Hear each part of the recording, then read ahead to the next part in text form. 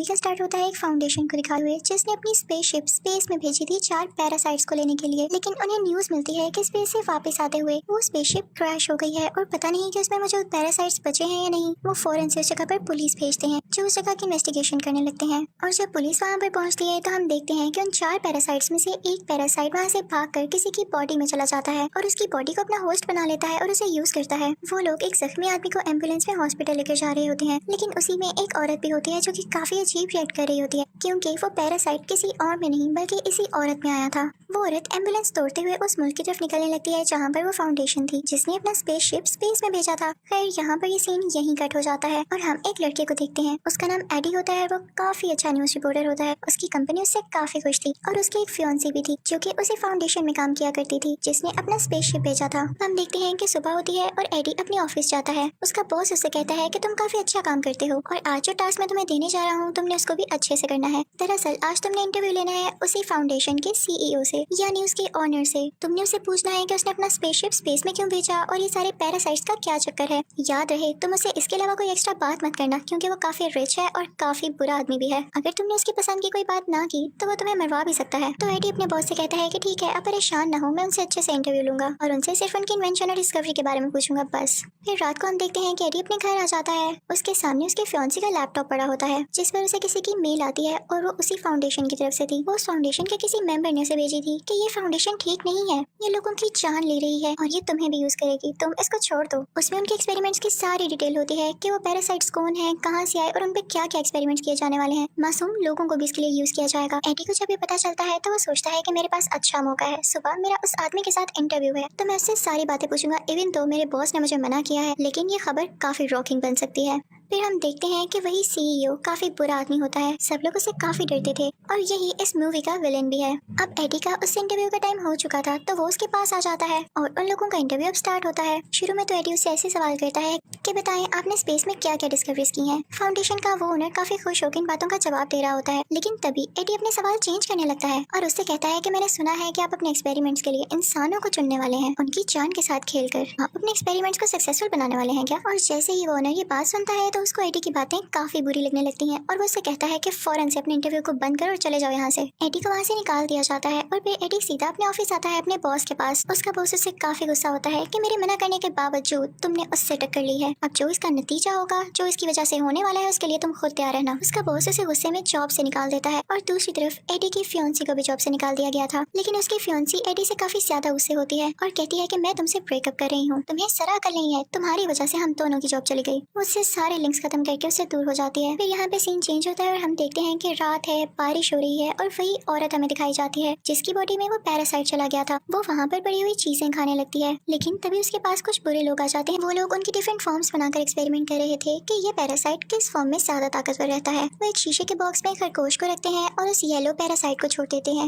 ये देखने के लिए कि येलो पैरासाइट इस खरगोश के साथ क्या करता है। उस फाउंडेशन का ऑनर भी वहाँ पर होता है और वहाँ पर उसकी एक वर्कर भी होती है जो कि एक्सपेरिमेंट होते हुए देख रही थी। शुरू में तो लोगों को लगता है कि जैसे रैबिट और पैरासाइट में काफी अच्छी बॉन्डिंग बन गई है और ये दोनों मिक्स होकर ज्यादा पावरफुल हो गए हैं, लेकिन कुछ ही देर में उस रैबिट की मौत हो जाती है, वो मर जाता है और उनका ये एक्सपेरिमेंट नाकाम रहा था। एडी को न्यूज से पता चलता है कि उस फाउंडेशन का ओनर और प्लान्स कर रहा है अपनी एक और स्पेसशिप स्पेस में भेजने के लिए और वो जानता था कि अगर उसने ऐसा किया तो और भी कई जाने जाएंगी जैसे पहले गई हैं। रास्ते में उसे एक औरत मिलती है जो उससे कहती है कि आप मुझे अखबार खरीद लें। एडी उसे अखबार खरीदता है और साथ ही एक स्टोर में आ जाता है। वहाँ पर एक चोर आता है और उस स्टोर को लूटने लगता है, लेकिन एडी चुप करके अपनी चीजें लेता है और वहाँ पे करके वापस आ जाता है। दूसरी तरफ हम उसी फाउंडेशन कंपनी की लैब को देखते हैं जहाँ पे वो ऑनर होता है उसी ग्लासेस वाली वर्कर के साथ, और अब वो जानवर की बजाय किसी इंसान पर उस पैरासाइट के साथ एक्सपेरिमेंट कर रहे होते हैं, लेकिन वो पैरासाइट इंसान की बॉडी के साथ भी नहीं मिल पाता और उसकी जान ले लेता है। उस ग्लासेस वाली लड़की को ये सब देख के काफी बुरा लग रहा होता है। वो फौरन से वहाँ से एडी के पास जाती है और उसे बताती है कि हमारी फाउंडेशन में ये सब हो रहा है। वो उससे मदद मांगती है, लेकिन एडी कहता है कि मैंने अभी प्रोफेशन छोड़ दिया है और मैं अब किसी के साथ टक्कर लेने वाला नहीं। तो वो वर्कर कहती है कि समझने की कोशिश करो, वो ओनर बहुत बुरा आदमी है, वो सबकी जान ले लेगा। वो दरअसल इस दुनिया पे जिंदा रहना चाहता ही नहीं है क्योंकि वो जानता है कि दुनिया जल्द ही खत्म होने वाली है। वो स्पेस पर एक्सपेरिमेंट्स कर रहा है ताकि वो वहाँ रह सके। अभी दोस्त ने वहाँ से 4 पैरासाइट यहाँ पर लाए। वो पैरासाइट कोई और नहीं बल्कि स्पेस के क्रिएचर्स थे जो कि काफी पावरफुल थे, लेकिन जब उन 4 पैरासाइट्स को यहाँ पर लेकर आया गया तो उनमें से एक पैरासाइट तो फौरन ही वहाँ से भाग गया था और अब जो बाकी 3 बचे हैं वो ऑनर उन पर एक्सपेरिमेंट्स कर रहा है और मासूम लोगों की जान ले रहा है। वो एडी से कहती है कि प्लीज कुछ करो, तुम तो जानते हो कि कैसे अप्रोच करना है न्यूज रिपोर्टर्स को, तुम इस न्यूज को पब्लिश कर दो ताकि वो ओनर पकड़ा जाए। मुझे नहीं बर्दाश्त होता कि लोग मर रहे हैं। तो एडी कहता है कि ठीक है, मैं सारी बात समझ गया हूँ, तुम परेशान ना हो, मैं जल्दी कुछ करता हूँ। एडी चुपके से उस लैब के अंदर जाता है जहाँ पर वो देखता है कि वाकई इंसानों पर एक्सपेरिमेंट्स हो रहे हैं। वो प्रूफ के तौर पर, एविडेंस के तौर पर उन सब लोगों की पिक्चर्स लेने लगता है। तो उसे पता चलता है कि जिस औरत से वो अखबार लिया करता था वो भी वहाँ पर है। एडी को बहुत बुरा लगता है और वो उस लड़की की जान बचाने के लिए उस कांच को तोड़ने लगता है, यानी उस ग्लास डोर को तोड़ने लगता है। वो लड़की वहाँ से बाहर आ जाती है, लेकिन वो उसी पैरासाइट से जुड़ी हुई थी। वो पैरासाइट उस लड़की की बॉडी छोड़कर एडी की बॉडी में आ जाता है और अब एडी की बॉडी पर उस पैरासाइट का असर होने लगा था। सारे कार्ड्स एडी के पीछे लग जाते हैं और एडी वहाँ से भागने लगता है, लेकिन वो इतना तेज भाग रहा होता है कि कोई भी नॉर्मल इंसान वैसे भाग नहीं सकता। इसका यही मतलब था कि पैरासाइट ने उस पर असर किया था। वो एक जंगल की तरफ भाग जाता है और काफी ऊंची ऊंची जंप्स लगाता हुआ एक दरख्त पर चढ़ जाता है और कार्ड से अपनी जान बचाता है। जब सब लोग वहाँ से चले जाते हैं तो एडी अपने घर आ जाता है और घर आकर पानी पीने लगता है काफी ज्यादा। उसके घर में जो भी सामान पड़ा हुआ था वो उसे खाने लगता है। उसकी भूख जैसे मिट ही नहीं रही थी, लेकिन उसे वॉमिटिंग होने लगती है। फिर उसका दिल काफी खराब हो रहा था और उसकी बॉडी में चेंजेस आ रहे थे। यहाँ तो उसकी शक्ल भी बदलने लगी थी, जिसे देख के वो काफी परेशान हो रहा था। उसे कुछ नहीं समझ आता तो वो परेशानी में अपनी फियांसी को कॉल करता है। तो उसकी फियांसी कहती है कि मैं तुमसे हर लिंक खत्म कर चुकी हूँ और मैं अब किसी और के साथ हूँ। लेकिन एडी फिर भी जिद करता है उससे मिलने की और फिर उससे रेस्टोरेंट में मिलने जाता है। वो रेस्टोरेंट में मौजूद सारी चीजें खाने लगता है, लेकिन कहता है कि मुझे इसको खा के एनर्जी नहीं मिल रही,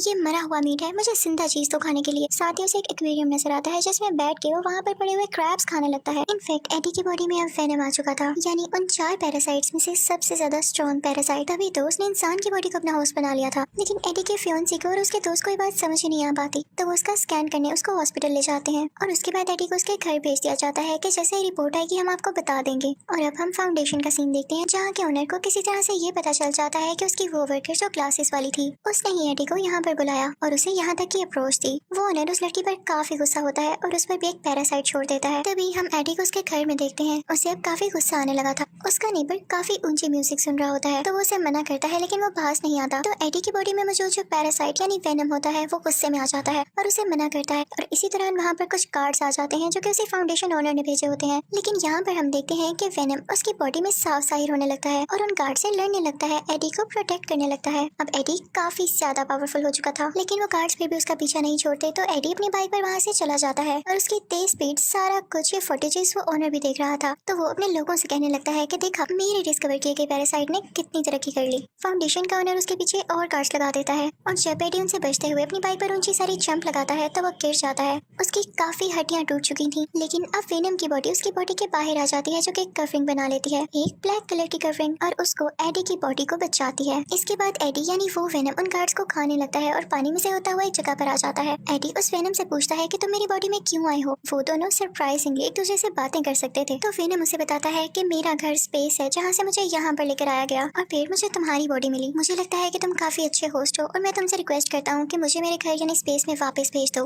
अब एडी के पास वो सारे एविडेंस होते हैं जो उसने पिक्चर्स क्लिक की थी उस फाउंडेशन में कि लोगों के साथ कितना जुल्म हो रहा था। वो अपनी कंपनी जाता है ये बताने के लिए, लेकिन उसका साथी उसे अंदर ही नहीं आने देता। तो वेनम उस एडी से कहता है कि मैं हूँ ना, मैं तुम्हें ऊपर पहुंचा देता हूँ। और फिर वो लोग ऊपर जाते हैं और खिड़की तोड़ते हुए अपने बॉस के ऑफिस में आ जाता है। वो साथ एक नोट रखता है और वो एविडेंस रखता है। लेकिन तभी वहाँ पर उसी ऑनर के गार्ड्स आ जाते हैं जो उस पर अटैक करने लगते हैं, उसे शूट करने लगते हैं। लेकिन वेनम एडी की बॉडी से बाहर आकर उसे दोबारा से प्रोटेक्ट करता है। वो वेनम उन सब गार्ड्स को हरा के उनमें से एक को खाने ही वाला होता है कि तभी उसकी फियांसी लड़की वहाँ पर आ जाती है जो कि उससे ब्रेकअप करके गई थी। एडी इंसानी शक्ल में वापस आ जाता है और उससे कहता है कि तुम क्या कर रही हो यहाँ पर। तो वो लड़की उससे कहती है कि तुम जानती हो ना कि तुम्हारा इलाज चल रहा है, तो तुम यहाँ क्या कर रहे हो, तुम फौरन से मेरे साथ हो, इससे पहले कि कोई मसला हो जाए। अब वो दोनों हॉस्पिटल आते हैं और उसकी पुरानी फियांसी का दोस्त उसका दोबारा से स्कैन करता है और फाइनली वो यहाँ पे सक्सेसफुल हो जाते हैं एडी की बॉडी से उस वेनम को निकालने में। एडी काफी ज्यादा लाइट फील कर रहा होता है और खुश होता है और उस वेनम से कहता है कि मैं भी नहीं चाहता था कि तुम मेरी बॉडी में आओ। लेकिन साथ ही उस फाउंडेशन के ओनर के लोग उसे दोबारा किडनैप करके ले जाते हैं और अब उसे उस ओनर के सामने लेके आया जाता है।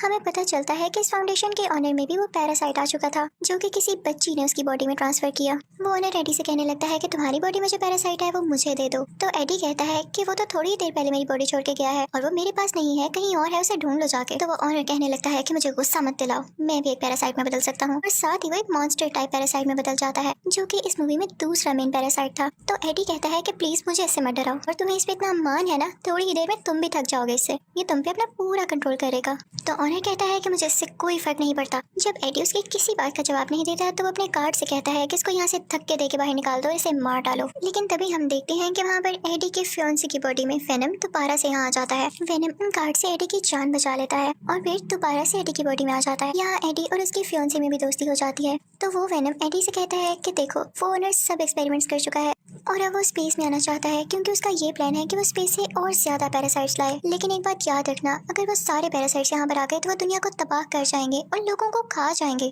अब ओनर अपने फाउंडेशन में दूसरा स्पेसशिप लॉन्च करने की बातें करने लगता है। सारे वर्कर्स उसे समझाने लगते हैं कि वहाँ जाना अभी किसी खतरे से खाली नहीं हो सकता क्योंकि सारे पैरासाइट आपके खिलाफ हो चुके हैं और तो लोग भी आपका साथ नहीं दे रहे। तो ये बात सुनकर वो वहाँ पर मौजूद सारे वर्कर्स को मार देता है और खुद ही वो स्पेसशिप लॉन्च करने लगता है। लेकिन तभी वहाँ पर वेनम भी आ जाता है और उन दोनों में काफी ज्यादा लड़ाई होती है क्योंकि वेनम नहीं चाहता था कि ये ओनर उसकी दुनिया पर जाकर कब्जा करे और उसके साथ ही पैरासाइट्स को यहाँ पर लाए। और यहाँ पे हम देखते हैं कि वो ओनर काफी ज्यादा स्ट्रॉन्ग हो जाता है और वेनम यानी एडी को वहाँ से मारकर स्पेसशिप के अंदर चला जाता है। लेकिन वेनम मर कैसे सकता था? वो एडी की बॉडी में दोबारा आता है और उसी स्पेसशिप की तरफ जंप करता है जिस चीज से उस ओनर ने एडी पर अटैक किया था। वो उसी वेपन से उसे स्पेसशिप को डैमेज कर देता है जिससे उसका सारा फ्यूल नीचे गिरने लगता है और वो स्पेसशिप ब्लास्ट कर जाती है। तो यहाँ पर हम देखते हैं कि वो ओनर मर चुका होता है और वेनम ने भी अपनी जान कुर्बान कर दी थी एडी को बचाने के लिए और एडी गिर जाता है अब पानी में। अगले दिन हम देखते हैं कि एडी और उसकी पुरानी फियांसी बैठ के बातें कर रहे होते हैं कि तभी उस फियांसी को एडी की बॉडी से वेनम की आवाज आती है। तो वो कहती है कि एडी वेनम अभी भी जिंदा है। तो एडी उसे कहता है कि नहीं नहीं वो तो किसी और की आवाज थी। तो यहाँ हमें ये पता चल पाता है कि वेनम साहिब अभी भी जिंदा थे। उसके बाद एडी वहाँ से उठ जाता है और फिर चुपके से वेनम से बातें करने लगता है। कहता है कि देखो अब तुम मेरी दुनिया में रह तो रहे हो लेकिन किसी को ये पता ना चले कि तुम वाकई यहाँ रहते हो और कुछ रूल्स हैं जो कि तुम्हें फॉलो करना होंगे, जैसा कि तुम इंसानों को नहीं खाओगे, सिर्फ पूरे इंसानों को खाया करोगे, वो भी कभी कभी, करो प्रॉमिस। तो वेनम कहता है कि एडी बुरे लोग कौन से होते हैं बताओ मुझे। तो एडी कहता है कि ऐसे लोग जो दूसरे लोगों का दिल दुखाते हैं और उनके साथ बुरा करते हैं। तभी वहाँ से वो लोग एक स्टोर में जाते हैं और देखते हैं कि स्टोर को एक और आदमी लूटने आया है और ये देख के वेनम एक्टिवेट हो जाता है और उस रोबर को यानी उस चोर को खा लेता है, जैसे कि एडी ने कहा था कि तुम सिर्फ बुरे लोगों को खा सकते हो। उसके बाद हम देखते हैं कि सब कुछ नॉर्मल हो जाता है और एडी फिर से अपनी पुरानी जॉब पर आ चुका था यानी न्यूज़ रिपोर्टर बन गया था और अब वो एक बहुत बड़े सीरियल किलर का इंटरव्यू ले रहा था। और इसी के साथ ये मूवी यहीं पर एंड हो जाती है। Thank you for watching.